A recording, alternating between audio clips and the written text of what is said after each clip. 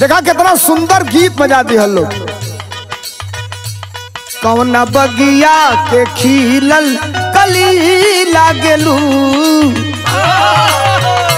कौना बगिया के खिलल कली लागलू, तुहके देखी के चंदा शर्मा जाई हो।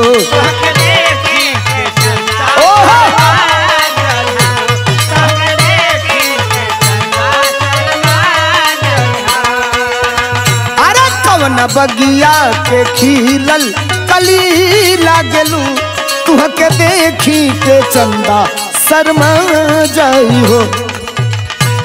देख के तुहके दिलवा बेकाबू भइल, रात के निदिया दिनवा पे चैना गइल। देख के तुहके दिलवा बेकाबू भइल, रात के निदिया दिनवा के चैना गइल। तुहरा सूरत पे भंवरा लुभा जाई हो। कवना बगिया के खिलल कली लागलू, कवना बगिया के खिलल कली लागलू, तुहके देखी के चंदा शर्मा जाई हो।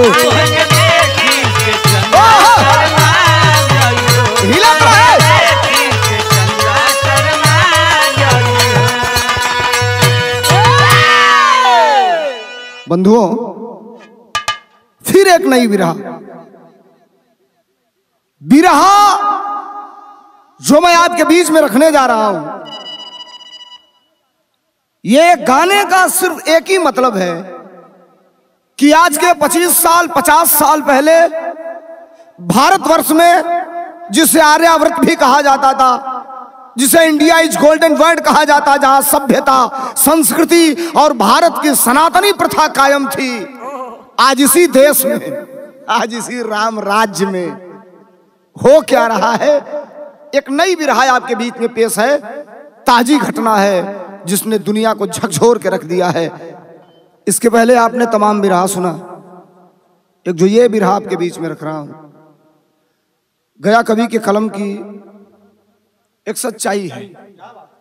जब जब लिखते हैं कुछ हमेशा नया करने का प्रयास करते हैं, और कलाकार वो कवि के गीतों को अपने सुरों से हर बार अलग अंदाज में जब परोसे, तो उस गीत की खूबसूरती और बजाने वालों की कलाकारी और सम्मान को सम्मान मिलना चालू होता है।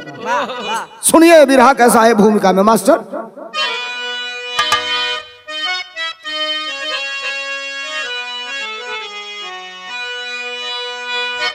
आए मोहब्बत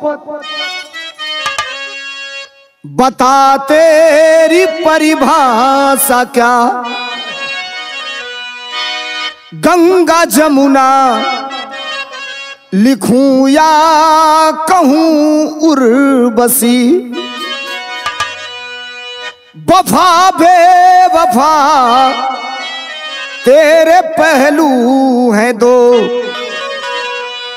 पैदा करती है तन मन में तू बेबसी, जान देती क्या मोहब्बत, जान देती भी है जान लेती भी है, जान कर भी जमाना है तुझ में बसा, अंजाम कुछ भी असंभव नहीं,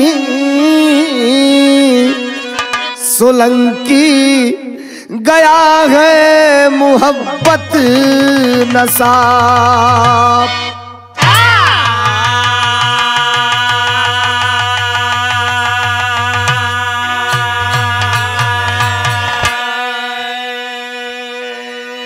लिखा गया कवि ने कि मोहब्बत में अंजाम कुछ भी असंभव नहीं, सोलंकी गया है मोहब्बत नशा। प्यार बड़ा बुरा चीज होले, और प्यार ओहू से बुरा कब हो जाले जब प्यार परे बन जाला। मोहब्बत की कई घटनाएं आपके बीच में आती है, पेपर में पढ़ने को मिलता है। एक ताजी घटना, श्रद्धा लड़की का नाम और लड़के का नाम आफताब। प्यार परवान चढ़ा, लेकिन उसका अंजाम क्या हुआ ये दुनिया जान रही है। रोज टेलीविजन पे आप सुन रहे हैं, बड़ी खूबसूरत ये बिरहा के हिसाब से। बिरहा में गया कभी गजल लिखना कैसे मास्टर?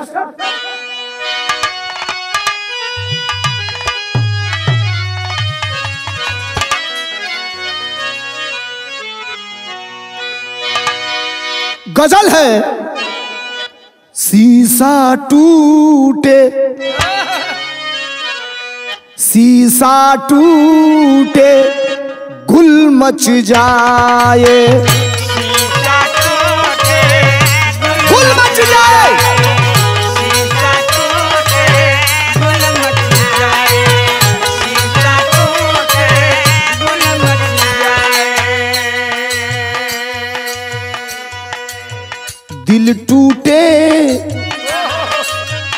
दिल टूटे आवाज न आए, आवाज न आए, दिल टूटे अरे आवाज आवाज न आए, दिल टूटे आवाज न आए। शीशा टूटे गुल मच जाए, दिल टूटे आवाज न आए, सांप डसे तो दोस्त बचाए, सांप डसे तो दोस्त बचाए, दोस्त डसे तो कौन बचाए, दोस्त डसे तो कौन, अरे कौन बचाए, दोस्त डसे तो।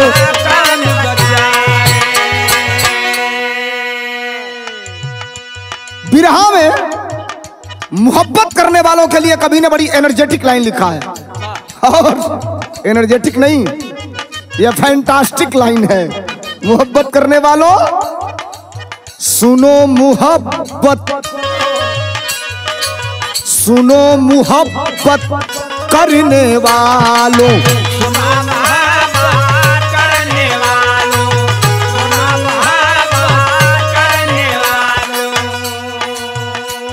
नसीहत है गया कवि का, बस में रखो, बस में रखो जोश जवानी,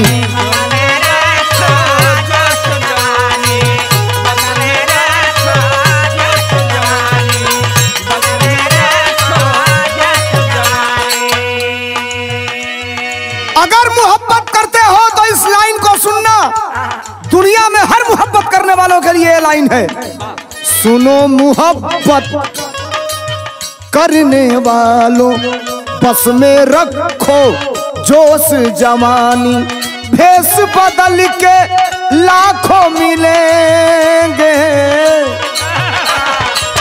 भेष बदल के लाखों मिलेंगे, दिल के राजा दिल की रानी, दिल के राजा दिल की रानी, दिल के, अरे दिल की रानी, दिल के राजा दिल की रानी। आइए लेकर चलते हैं इस कहानी के अंजाम तक। शुरू वहीं से करूंगा जहां से आप जानना चाहते हैं। जैसे बिरहा में सैर होता है तो कहानी की शुरुआत हो जाती है पार्ट बाय पार्ट। मास्टर आवा।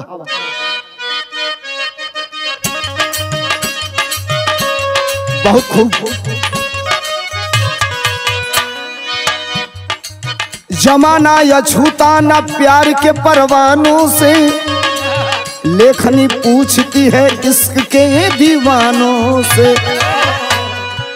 हुस्न के हाट में सौदागर बन के आते हो, बनाकर दिलरुबा फिर अरे दगा क्यों कमाते हो। पश्चिमी सभ्यता का जमाना शिकार हुआ, संस्कार देश का हमारे तार तार हुआ।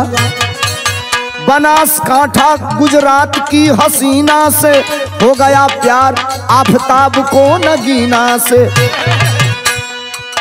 श्रद्धा है नाम जिसका पूनम की अजोरिया थी, नदी के पानी जैसे लहरती उमरिया थी। पिता के साथ में जो बॉम्बे शहर रहती थी,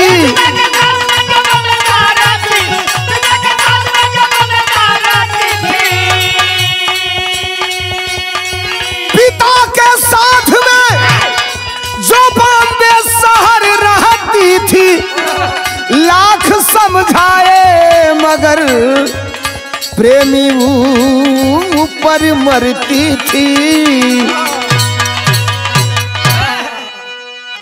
बनासकांठा मूल जगह का नाम है, बिरहा है, कैसेट है, समय का भी लिमिटेशन है, कहानी भी साफ करनी है। गुजरात प्रांत के अंदर एक जगह है जिसका नाम है बनासकांठा। श्रद्धा नाम की लड़की, इश्क हो गया आफताब नाम के लड़के से। और इस दुनिया की सबसे गंभीर बीमारी है, मैं मंचों पे कभी कभी कहता हूं, प्यार को लोग कहते हैं LOVE, लव। लव मीन्स प्यार। प्यार बड़ी पावन शब्द है, बड़ा तपस्या भी है और बड़ी रिस्क भी है। L से लेक ऑफ सारो, O से ओशन ऑफ टीयर्स, B से वैली ऑफ डेथ, E से एंड ऑफ लाइफ। ये प्यार की परिभाषा है। आजकल प्यार मोबाइल पर दिन भर में 78 बेर होता है। श्रद्धा का मोहब्बत आफताब से हो गई, बिरहा में तरज लाग गई। कौन तरज मास्टर?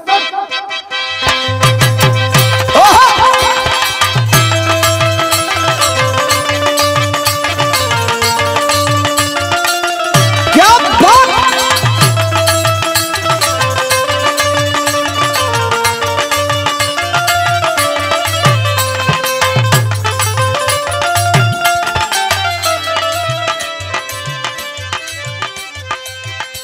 छोट रल अमन का गाना आवे, दिल चोरी हो गया।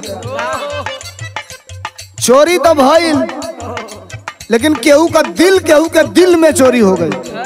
एहू जाले समझ में आवता। इतनी घड़ी दिल चोरा के सारे शीशी में धो देता वहां। गाना नई तरह है मार्केट का। मेहरारू कहत रहल, का कहलस? बड़ी याद आवे पिया का प्यार कोइल,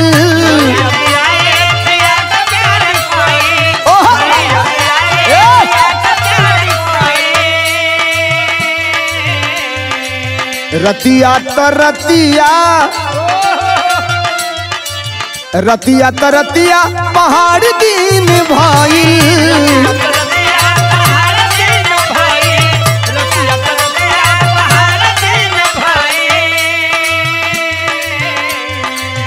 बड़ी याद आवे पिया का प्यार कोइल, रतिया तो रतिया पहाड़ दिन भइल। का कहीं हमारा, का कहीं हमारा करे जदालदार के, का कहीं हमारा करे जदालदार के। दिलवा ले गईले, दिलवा ले गईले राजा बोतल में भर के, राजा बोतल में भर के। जिया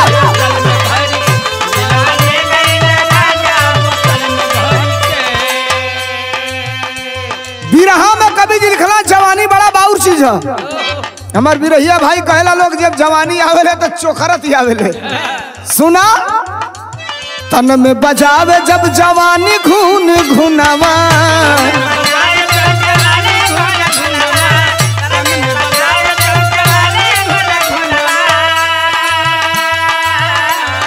लइका चाहे लइकी का बहकेला मनवा।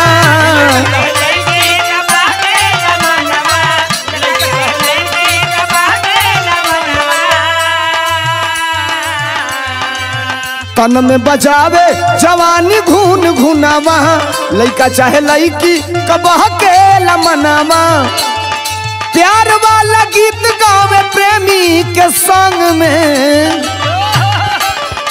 अरे प्यार वाला गीत गावे प्रेमी के संग में। दिलवा हो जाला, दिलवा हो जाला रोगी भोगी के संग में। दिलवा हो जाला रोगी भोगी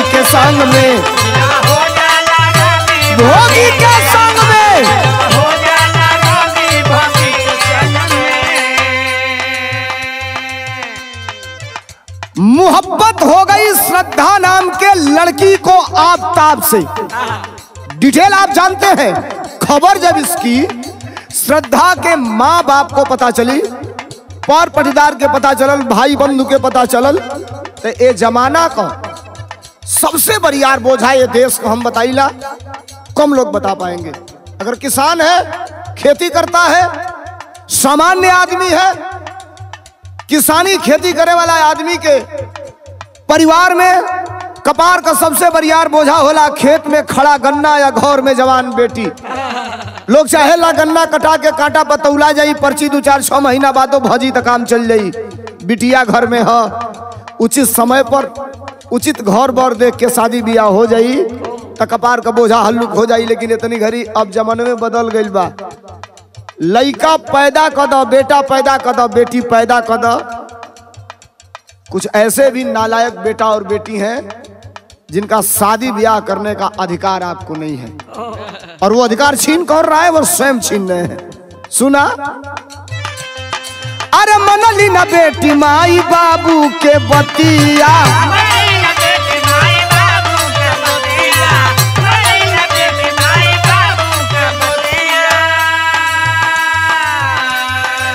फेरा में प्रेमी के घूमे दिन रतिया,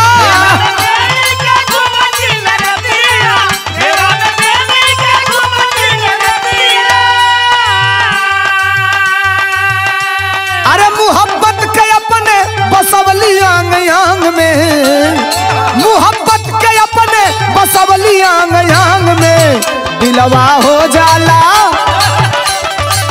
दिलवा हो जाला रोगी भोगी के संग में, दिलवा हो जाला रोगी भोगी के संग में।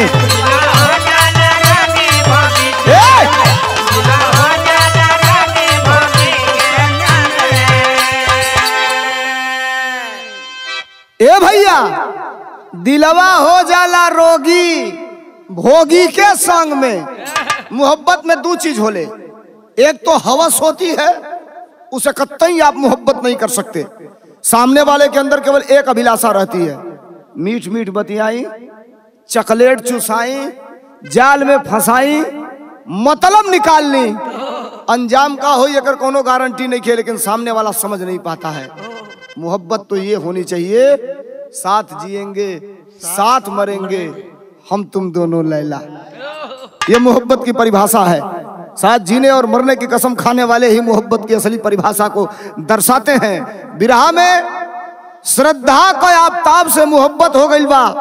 परिवार के लोग कई बात नीक नहीं खेलागत, आज जब नीक नहीं खेलागत तो परिवार के लोग दबाव बनाना चालू कर दिए, खासकर श्रद्धा के परिवार के लोग कि बिटिया ये जो तुम कर रही हो इसका अंजाम बड़ा बुरा होगा और ये तुम्हारे लिए तुम्हारे हित में अच्छा नहीं है। भेजल गई बा पढ़े लिखे खातिर, पढ़ लिख के बिटिया कुछ बनी, काम धंधा करी, परिवार का दुर्दशा दूर हुई, परिवार का सम्मान बढ़ी। लेकिन ए भैया, लोग कहला नींद न जाने टूटी खाट, भूख न जाने जूठी भात, इश्क न जाने जात कुजात। बिरहा में अगली तरह लग गई। कैसे मास्टर?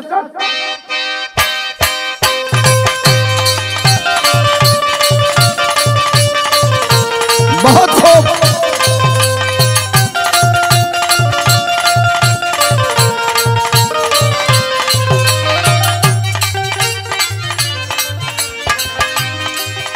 हाई देखा कोनो मेहरारू का दर्द हो, दर्द भी हो और रोमांस भी हो। मेहरारू ऐसा चीज है भैया, बालमुकुंद भाई, हीरा भाई, आइन मौका पर जब टरकावे ली सा तो लगेला लइकन का तिलकहरू आइले वहां से दुआरी पर से उठ के भाग गए सा। ए भैया कैसे? छागल छना कल त रहले वो पागल, रात भर हमारे कारण रहले जागल।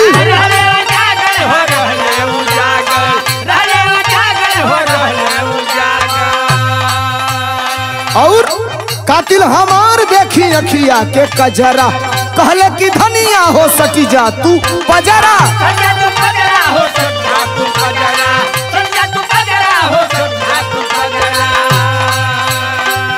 रूपवा के फंदा में फंस गईल राजा, राजा जी, रूपवा के फंदा में फांस गईले राजा जी।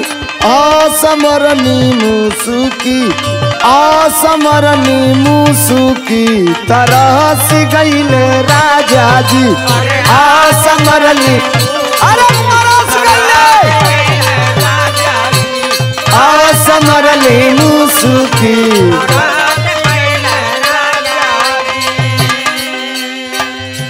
अब भाई देखो, घर का लोग डांटा था, बोला था कि प्यार मोहब्बत खराब चीज है। श्रद्धा से खास करके बेटी का परिवार का लोग का नजर चारों ओर रहेला। बिटिया बाहर है, पढ़त है, नौकरी करत है, कहीं से कोनो स्क्रैच अगर लग जाई तो जमाने में जग हंसाई हो जाई। ये तो बेटी के बाप भइले का सबसे बड़ा श्राप है धरती पर।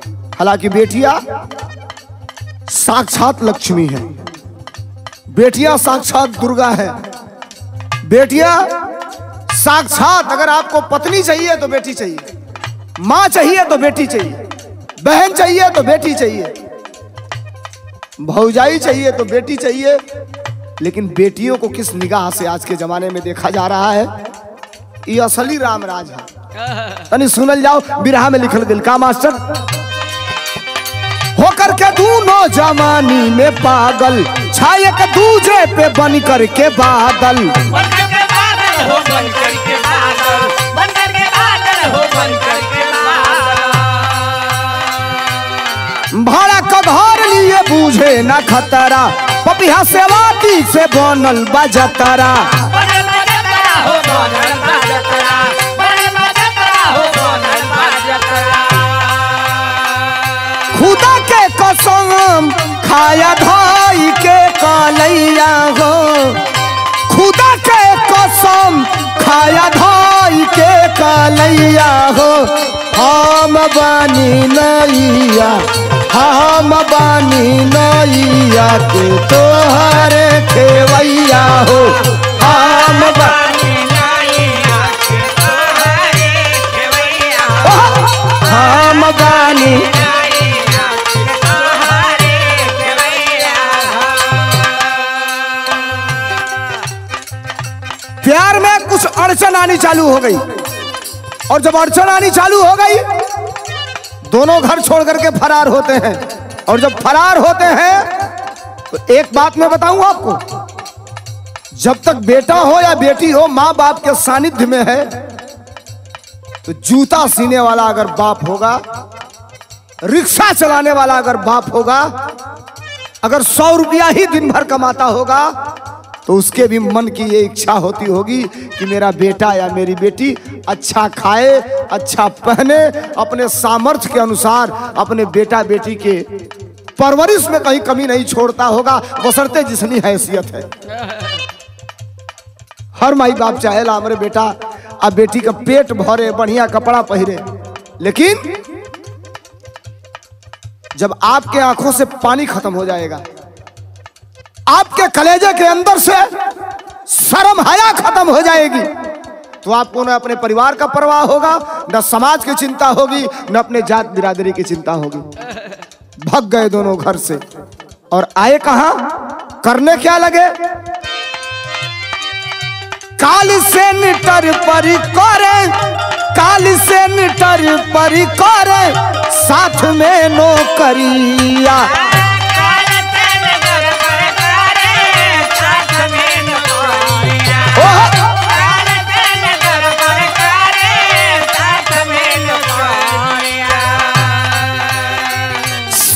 आफताब यौरी, साथ आफताब यौरी, श्रद्धा छोकरिया।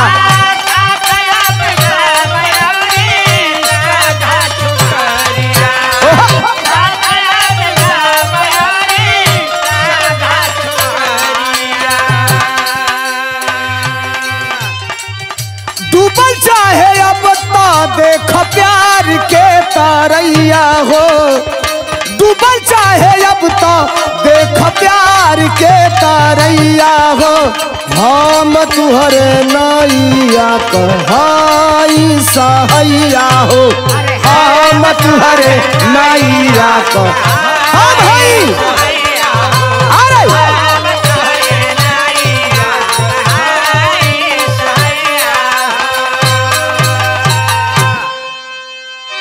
कॉल सेंटर पर दोनों पति पत्नी के रूप में शादी करना चालू कर दिए इस देश में। बाल मुकुंद मास्टर जरा सुनिए और बिरहा सुनने वाले लोग सुनिए। हाई कोर्ट ने एक आदेश दिया है कि लिव इन रिलेशनशिप में आप किसी लड़की के साथ पत्नी जैसा व्यवहार करके उसके साथ रह सकते हैं। अब जरा सोचिए, ये भारत है जहां भौसुरे का परछाई काड़ल मनाही होके। जिस देश में हमारी संस्कृति है, देहात में लोग भौसुरे का अगर मेहरारू परछाई काट दे, चाहे भौसुर भवई का परछाई काट दे, तो मेहरारू मजाक करस कि तू छुआ गई वाला, भात खियाओ के पड़ी, मिठाई खियाओ के पड़ी। ये सभ्यता थी, ये संस्कृति थी। दुआरे पर बाप बैठल बा, भाई बैठल बा, नया नया बियाह भइल बा, लड़का का हिम्मत ना रहे कि अगर बाप भाई दुआरे पर बैठल बा तो मेहरारू के लगे घर के भीतर घुस के चल जा। ये सभ्यता थी, ये संस्कृति थी। और आज की जुडिशली ये कह रही है, जुडिशली, कि आप किसी गैर लड़की के साथ या कोई गैर लड़की किसी गैर लड़के के साथ लिव इन रिलेशनशिप में पति पत्नी जैसा व्यवहार बना के रह सकते हैं। ये कानूनी मान्यता है। देश कहां ले जाइए? अब कुल तो हो गई, का बाकी है बाव में कुल हो गई। अब दो बातें हैं। जो लड़की अपना सब कुछ आपको सौंप देती है पहली बार में, उसके बाद उसके पास कुछ खोने के लिए बचता नहीं है, और लगातार आप यूज कर रहे हैं प्रेमी बन के या धोखे से पति बन के, बिना रजिस्ट्रेशन वाला पति बन के। तो ये मोहब्बत ऐसा चीज है ना, पहला बेर उ रसगुल्ला नियर लागेला, बुझाई राजभोग है। दूसरा बेरा के खइब तो बुझाई तनी चीनी में कम हो गई। तीसरा बेरा खइब तो बुझाई तनी फीका लगाता। आ कुछ दिन खात खात जइब तो बुझाई फटे हुए दूध का है। ये अंजाम है मोहब्बत का। जरा सुनिए। अब ज्यादा दिन रहते रहते रहते रहते पति पत्नी जैसा एक दोनों के अंदर व्यवहार है। अब लड़की को लड़के के आफताब के चरित्र पे शक होना चालू हो गया, इसलिए कि जो आफताब जिस श्रद्धा को एक मिनट छोड़ नहीं सकता था काम के बाद, वो आफताब अब उस श्रद्धा से कटा कटा रहने लगा। लगातार फोन इंगेज, लगातार फोन व्यस्त, किसी दूसरे लड़की से बात करना, ये तो होना ही था आज नहीं तो कल। अब श्रद्धा बहक गई तो ये अलग बात है। और मेरा विरहा सुनने वाले भाइयों और बहनों, हाथ जोड़ के निवेदन है, नमक रोटी खाई है, फाटल कपड़ा पहन लिया, फाटल चप्पल पहन लिया, बेटा या बेटी के संस्कार बढ़िया अगर दे दिया तो जीवन का उहे सबसे बड़हन कमाई है। 1 अरब रुपया होखे आ तो आर बंद से नालायक बात हो, कोनो मतलब नहीं के धिक्कार बा रुपया पर। दबाव बनाना चालू कर दी वो श्रद्धा कि ज्यादा दिन हो गया, मेरी भी इच्छा है कि मैं अपने पति के द्वारा एक बच्चे, बेटे या बेटी की मां बनूं। उसके लिए जरूरी यह है कि आप मेरे मांग में सिंदूर भरो और हम दुनिया में, समाज में पति पत्नी पूर्णता रूप से 100% अपने आप को साबित कर पाए। तर्ज बिरहा में लागल कैसे मास्टर?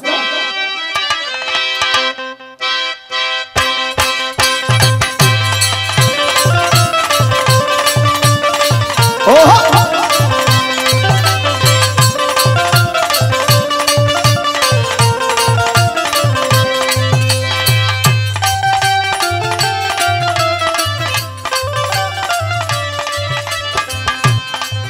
देखा, पति पत्नी का अगर आपन हुई, असली हुई, मोहब्बत का कोनो और छोड़ना है, बशर्ते पति और पत्नी के बीच में जो कॉम्बिनेशन हो वो सार्थक हो। एगो मेहरारू बड़ा वियोग में बिया, मर्द प्रदेश बा, घर का दरवाजा हो समन्वय रेल का पटरी बा, हर एक घंटा पर पोई पोई हारन बजावट ट्रेन गुजरे, गई लाला तो वही ट्रेनिया से गई लाला फटकवा बस हेंगा हाथ हिला के, तो सोचे जब रेलिया आई तब हाथ हिलावत उतरी हम, जब ट्रेन आवे तो क्यों गीत गुनगुनाओ, का कहे रोजे रोजे जाले तू तंग पिया के नगरिया, रेलिया से कहे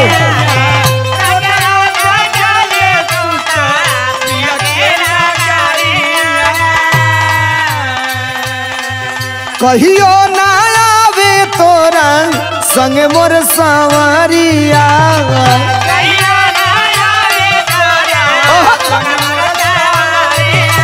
क्या बात,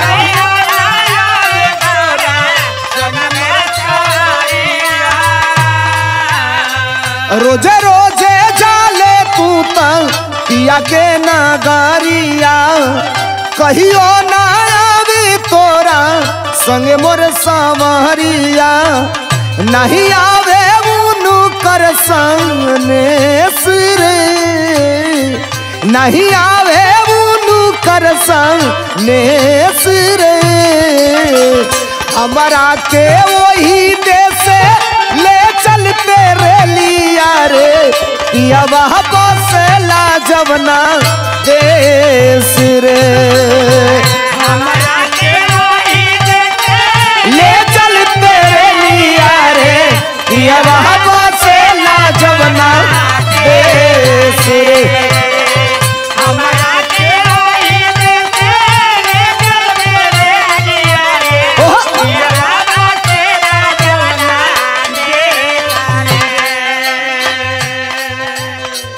अब यहां थोड़ा सा मामला उल्टा हो गया,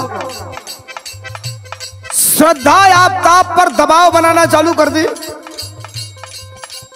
हमें इसका कोई परहेज नहीं है कि हम तुम्हारे रीति रिवाज से शादी करेंगे या तुम हमारे रीति रिवाज से करोगे, तुम हमें जैसे एक्सेप्ट करना चाहते हो एजे पत्नी एक्सेप्ट करो, वो भी समाज के अंदर, और जब हम तुम पति पत्नी हो जाएंगे औरत की दुनिया का कोनो गहना पहना दो, 50,000 का साड़ी, 5 लाख का कंगन, 10 लाख का चूड़ी, मांग में अगर सिंदूर नहीं खे तो वो औरत के चेहरा के तरफ देखबा, चेहरे पर ताजगी खूबसूरती ना झलकी, जो सिंदूर लगेला तो चेहरा चमक जाला, अपेक्षा हो दबाव बना रही है आफ्ताब पर कि आप हमसे शादी करो, ये रोज कहते हो कल करेंगे परसों करेंगे, अगले हफ्ते कोई अच्छा दिन देख करके कर लेंगे, लेकिन ऐसा करते करते बहुत दिन बीत गया,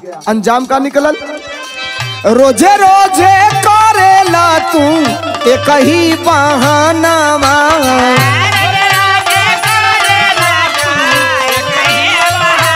श्रद्धा कर रही है,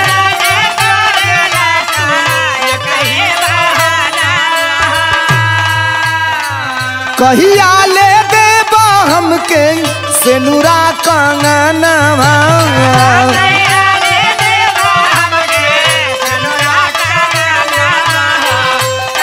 आफ्ताब से कह रही है,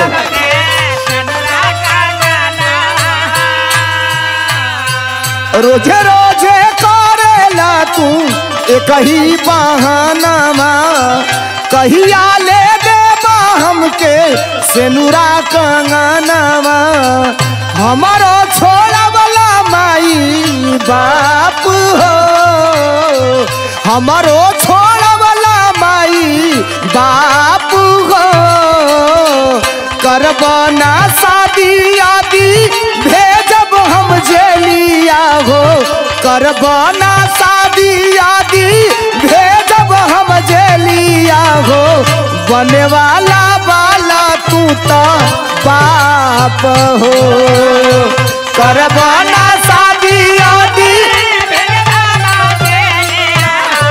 बने वाला बाला तू तो बाप हो,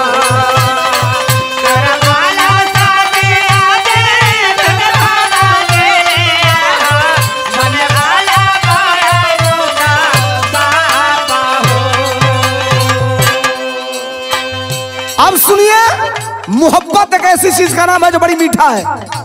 मोहब्बत में प्रेशर जब बनना चालू हो गया हीरा भाई, मोहब्बत में जब प्रेशर बनना चालू हो जाता है, दबाव बनना चालू हो जाता है, तो मोहब्बत ऑटोमेटिक डिवाइडेशन की तरफ बढ़ जाती है। एक दूसरे से तनाव होना चालू हो गया, एक दूसरे में बातों बातों में तू मैं होना चालू हो गया। अब मोहब्बत में दरार हो गई, और दरार इस कदर तक गई कि अब दोनों में झगड़ा होना चालू हो गया। श्रद्धा दबाव बना रही है कि शादी करो नहीं तो अंजाम बुरा हो जाएगा। एक दिन नौबत इतनी आई कि आफताब के द्वारा श्रद्धा को मारा पीटा गया। श्रद्धा रो रही है, रो करके आंखों से आंसू है, छलक रहा है, रो रही है, रो करके कह रही है, क्या कह रही है? जनती जो धोखा देब गोड़ ना निकलती बहर। अब क्या पछताए जब चिड़िया चुन गई खेत। हर आदमी यही कहता है जब धोखा खाता है उसके बाद। जनती जो धोखा देब गोड़ ना निकलती बहर, करती ना तोहरा से प्यार हो। सब कुछ तू लूटी लिहला, कुछऊ ना बचल बाटे, कुछऊ ना बचल बाटे। मर्द जाती होले गद्दार। खैला तू कसम अरबू, खैला तू कसम कई बाराई अरबू हो। खैला तू कसम कई बाराई अरबू हो। बने वाला बाला तू ता बाप हो। बने वाला बाला तू ता बाप हो।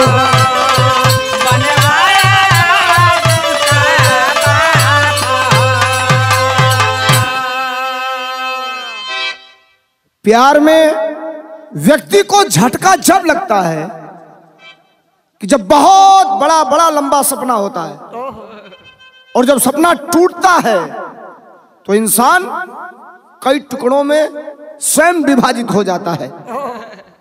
अब दबाव बना रही है श्रद्धा, आप शादी कर लो। और ये आफताब के मन के अंदर अब क्या चीज हो रहा है ये तो ईश्वर जाने। बिरहा में आगे आपको पता चलेगा। बिरहा के टेरी में कवि ने आफताब के भावना को भाप कर बहुत बड़ी लाइन लिख दिया। क्या लिखा?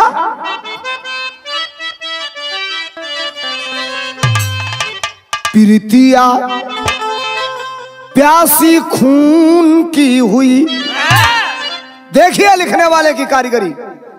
प्रीतिया प्यासी खून की हुई।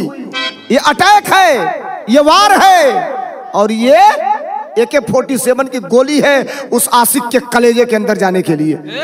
अरे प्रीतिया प्यासी खून की हुई, आशिक के मिजाज से उतर गया हनीमून। आशिक के मिजाज से उतर गया हनीमून। प्रीतिया प्यासी खून की हुई। मोहब्बत तकरार में बदल गई, और जब बदल गई तो आशिक का मिजाज बदल गया, और मिजाज बदल गया तो उस श्रद्धा के प्रति जिस आफताब के दिल में मोहब्बत का ज्वार फूटता था, आज आफताब योजना बनाना चालू कर दिया। अनजान है, भनक नहीं लग पा रही है इस लड़की को। तरज बिरहा में लाग गई। कैसे मास्टर?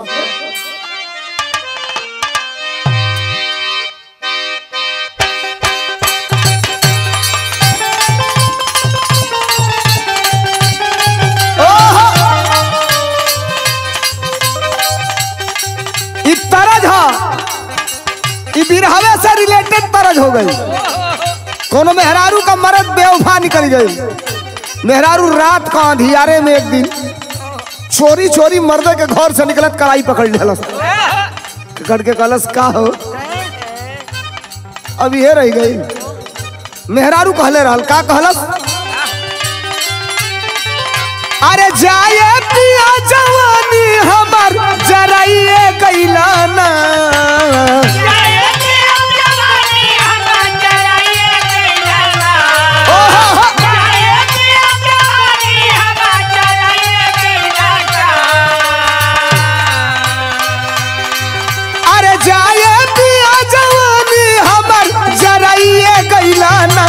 एगो नचनिए कारण, अरे एगो नचनिए कारण कनिया अपन भूलाइए गईला ना।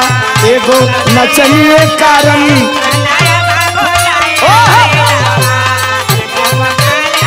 क्या बात।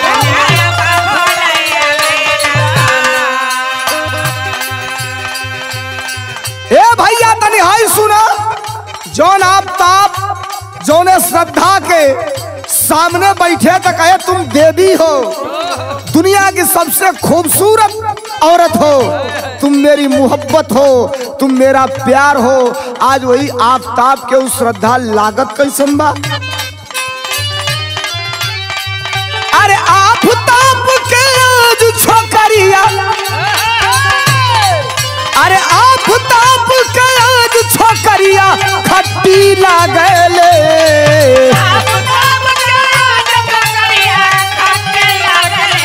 ओहो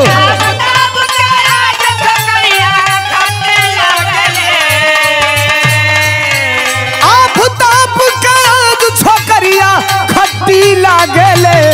काल्हि कहले जे के, काल्हि कहले जे के सोनवा आजू मिट्टी लागले। काल्हि कहले जे के सोनवा हो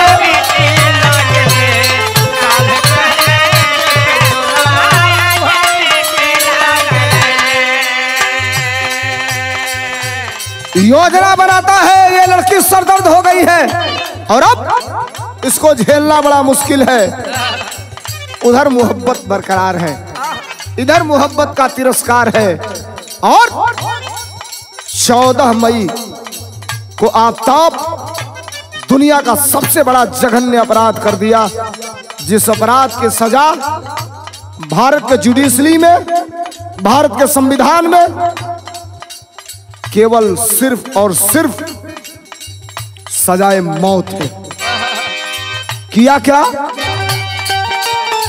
योजना बना के घाट मौत के उतारा, जबकि ससिया टूटल बा। 35 टुकड़ा में कैलाश प्यारी के शरीरिया, जैसे कसैया जुटल बा। अरे कर दिया कत्लेआम, अरे कर दिया कत्लेआम, प्यार बस चिट्ठी लागेले।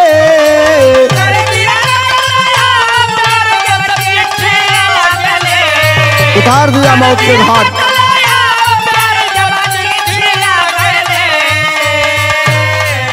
अरे कर दिया कत्लेआम, प्यार बस चिट्ठी लागेले। काल्हि कहले जे के सोनवा आज मिट्टी लागेले। काल्हि कहले जे के सोनवा आज मिट्टी लागेले। काल्हि कहले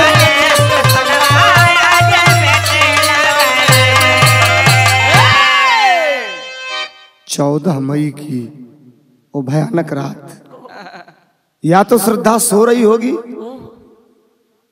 या तो अक्सर जो होता आया है, अब तो जब पुलिस कस्टडी में रिमांड पर चढ़ेगा आफ्ताब, या पुलिस जब बयान लेगी, कुछ बातें छन के आएगी, तब ये बात स्पष्ट होगी।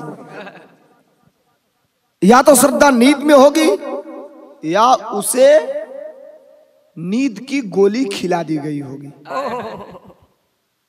और हमेशा से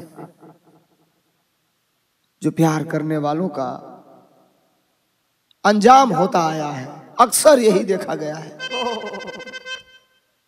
अर्धरात्रि को उस श्रद्धा की हत्या कर देता है वो आफ्ताब। प्यार की परिभाषा बदल गई।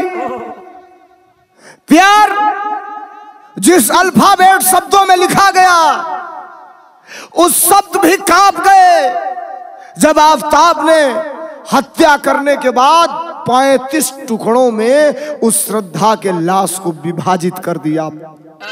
35 टुकड़ों में। देखिए कितना बड़ा कमीना है, फेंकता नहीं है कहीं ले जाके तत्काल। उसके डेड बॉडी को जो 35 टुकड़ों में विभाजित थी, फ्रीज में रख देता है। जैसा कि समाचार चैनलों ने बताया, पेपर पत्रिका में पढ़ने को मिला, न्यूज चैनल के माध्यम से हम लोगों ने सुना और जो फोटो देखा, फ्रिज में सर को सीधा रखा है। रोज फ्रिज खोलता था, उस सर को देखता था। अब ये धरती पर एक चीज तो तय है भैया,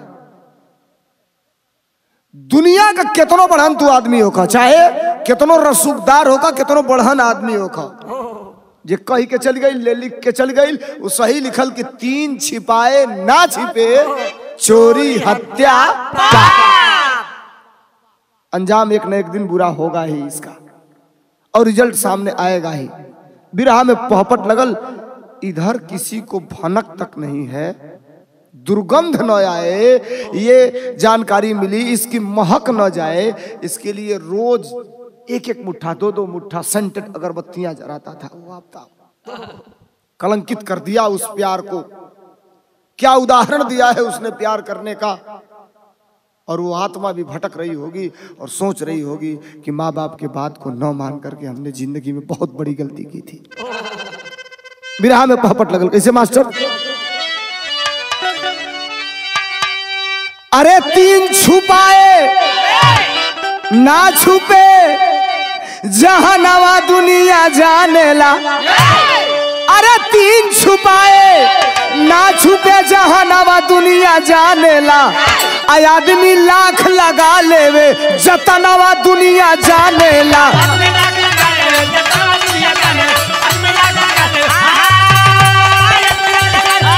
जिया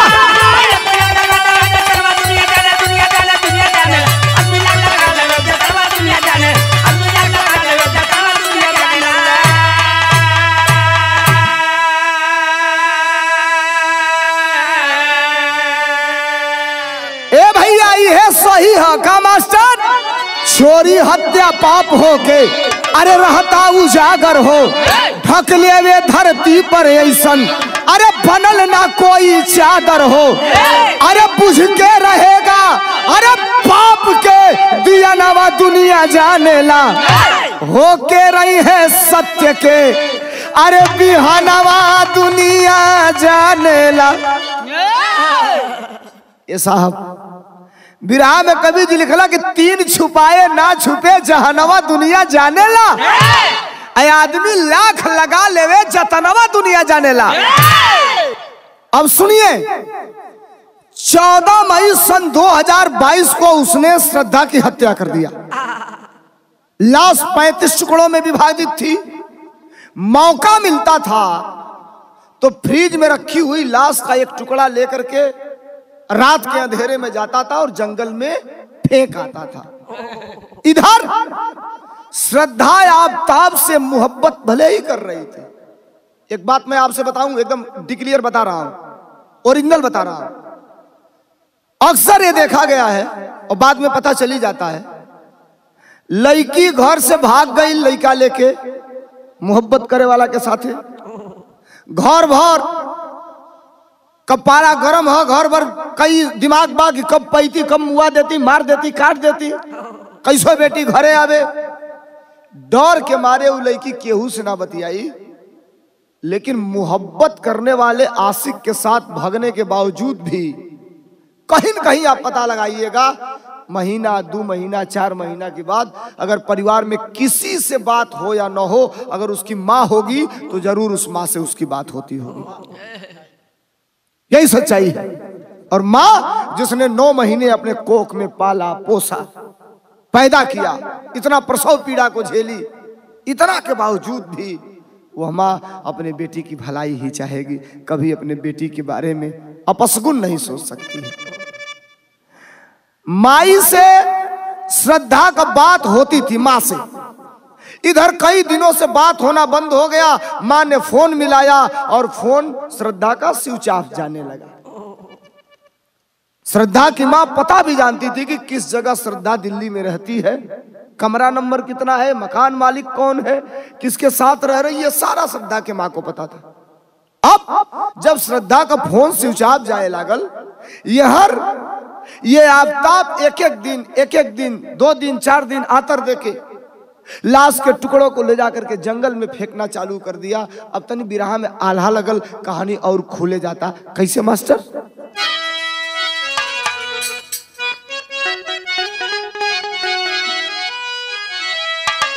आवे दूर दिनवा त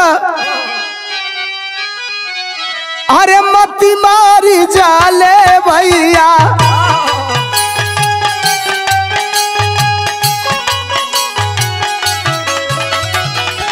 गलत क्या सही है भूली जाला इंसान,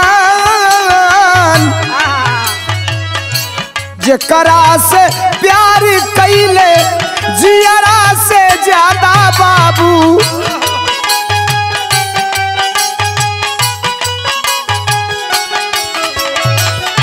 आज वही खातिर बन गईले शैतान,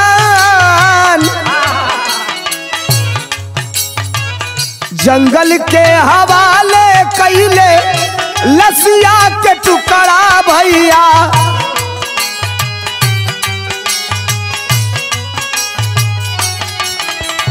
अरे दिनवा वो रइल 6 महीना के सुजान, बिटिया के फोन बंद पवले खबरिया बाबू,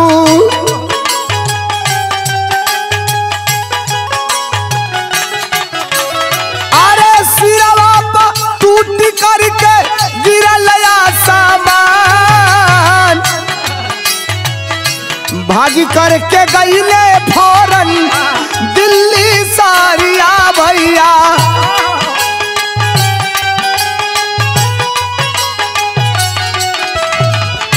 थनवा पर रोई रोई के दिहल बयान, माराया फताब हमारी बिटिया के जनवा साहब,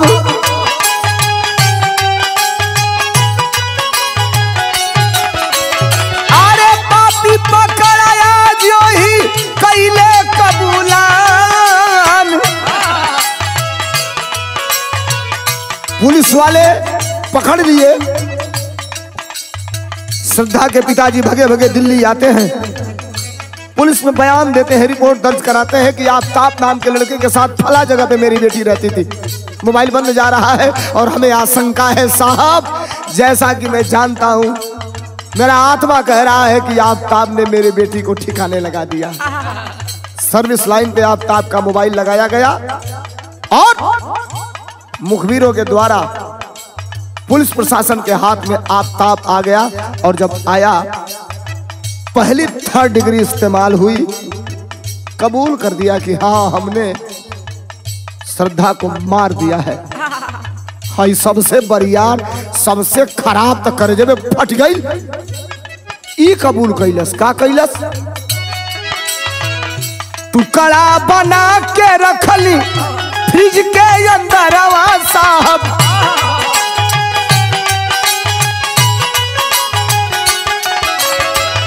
रोजे रतिया का फेंकी कई के पालान, प्यार करे वाला तनी अखिया के खोला बाबू,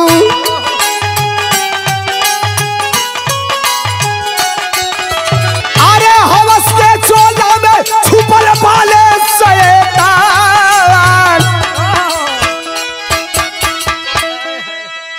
मोहब्बत करने वालों का ये अंजाम जो आज आफ्ताब के द्वारा किया गया। इस जमाने में मोहब्बत नाम बड़ी पवित्र है।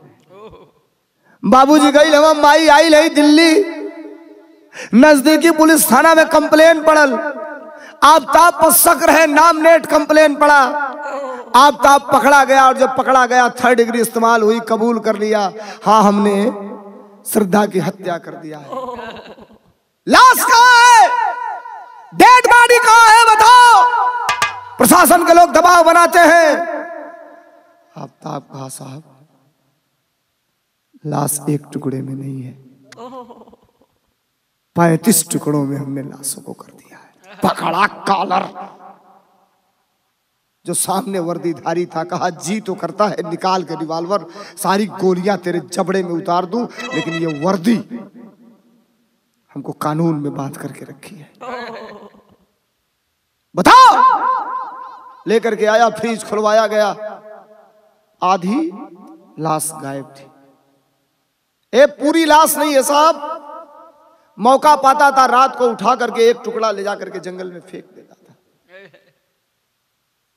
निकाल के लाठी पड़ल चालू भइल पुलिस कस्टडी में आफ्ताब हल। सवाल ये नहीं है एक श्रद्धा इस दुनिया से अलविदा हो गई, सवाल तो ये है दुनिया की बिरहा केवल गांव देहात के लोग नहीं सुनते, सामाजिक लोग भी सुनते, पढ़े लिखे लोग भी सुनते, अच्छे सभ्य परिवार के लोग भी बिरहा सुनते। मैं गाता हूं, हालांकि आप हमें सब लोग लाइक करते हैं, हम केवल ये चीज आपसे कहना चाहते हैं, प्यार दुनिया में जो माँ और बाप दे देगा वो धरती पर दूसरा प्यार देने वाला कोई पैदा नहीं है। और माँ बाप का प्यार आपको संस्कार सिखाएगा, माँ बाप का प्यार आपको अच्छी तालीम देगा, माँ बाप का प्यार आपको वो प्यार सिखाएगा जो प्यार दुनिया में नजीर बनेगा। है जन 3 दिन हवा प्यार करे वाला वाला सा 1.5 मिनट में ही कहो तरह से आपके लिए दुनिया की सारी दौलत कुर्बान कर सकता हूं। वो कोई दौलत नहीं है, वो दुनिया के सबसे अमूल धरोहर खजाने पर, आबरूह पर उसका निशाना है। लूटेगा, और ये चोर है, चोर जब लूटता है तो लूट के फरार होता है, वो लूटेगा और लूट के फरार होगा।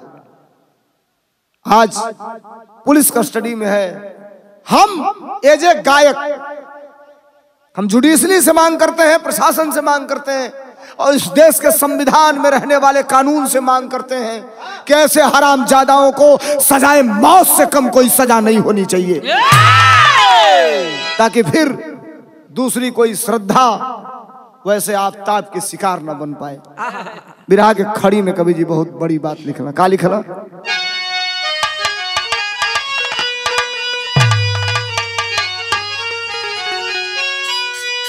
अरे कई के प्यार न संस्कार के सूरज के डुबावा,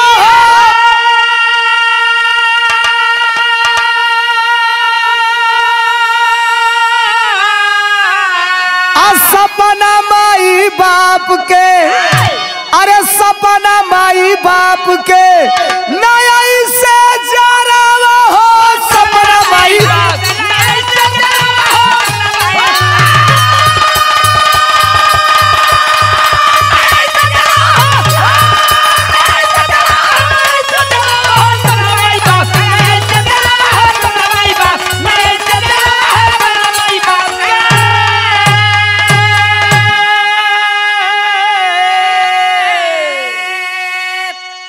कई के प्यार न संस्कार के सूरज के डुबावा हो, आ सपना माई बाप के न ऐसे जरावा हो।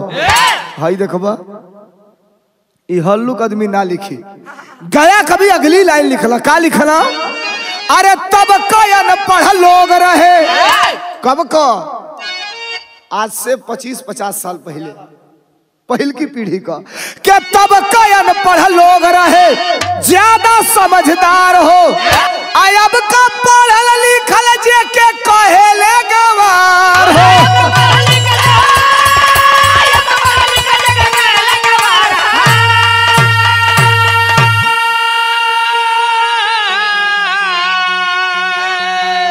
अनमोल जिंदगी ना इश्क बाजी में गवाना हो, आ सपना माई बाप के नया से जरावा हो, सपना माई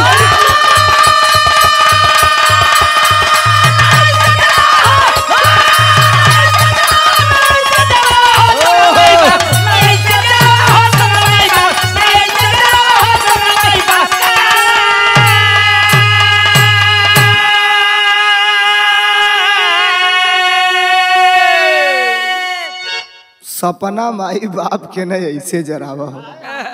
ऐसा कुल बिरावा सुन ले के 5 घंटा चाहे ले तो 5 घंटा में बिरावा हो सकेला।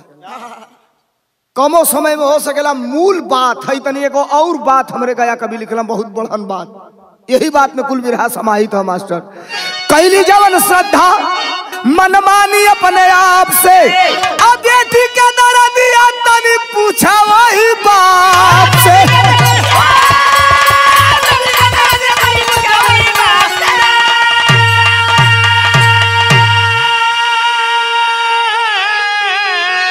अरे जवानी का फैसला मैं खुद से सुनावा हो सपना माई बाप के नई से जरावा हो सपना माई।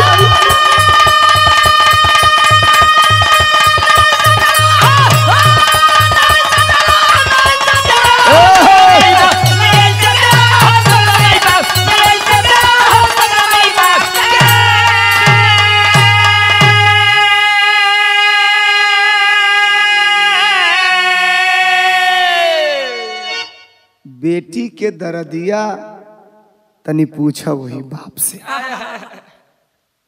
बाप का सपना होला जे दिन जंगा पर बैठा के अपने बेटी के कन्यादान दे दे वो दिन इंसान भइले का पुरुष भइले का बाप भइले का असली शरीयत उतर जाई। लेकिन कुछ ऐसा बेटी है बाप के मुंह पे करिखा पोता जाओ चुन्ना पोता जाओ जौन बाप हमेशा सीना तान के काला टाइट करके समाज में चलत बा मोच ऐंठ के बेटवा या बिटिया के कारण बाप का सर हमेशा शर्म से झुक के नीचे रहेला समाज में। ऐसा न है दुनिया के हमरे बिरहा गौले का मतलब भाई बहन जी हमारे बिरहा सुनत हुई आए वाली युवा पीढ़ी नौजवान पीढ़ी इश्क मोहब्बत में पड़ के इस जिंदगी को बर्बाद मत करो। अगर जिसने तुमको पैदा किया है गारंटी है तुम्हारे जिंदगी का फैसला अगर जब वो लेगा तो तुम्हारे हक में लेगा तुम्हारे अच्छाई के लिए लेगा और तुम्हारे लिए अच्छा ही लेगा। खत्म बिरहा भाई आफताब पकड़ा गया है कोर्ट क्या सजा देती है ये आने वाले समय में बिरहा के पार्ट 2 में आप सुनिएगा मैं आपको सुनाऊंगा। अंतिम लाइन का बात है खानदान का परिचय है। गुरु बिहारी गुरु गणेश है प्यार में मिलता धोखा स्वर्ग चंद्रिका रामदेव ना दिए किसी को मौका प्रीतिया प्यासी खून की हुई सोलंकी गया कभी जब शहद लगेगा चून प्रीतिया प्यासी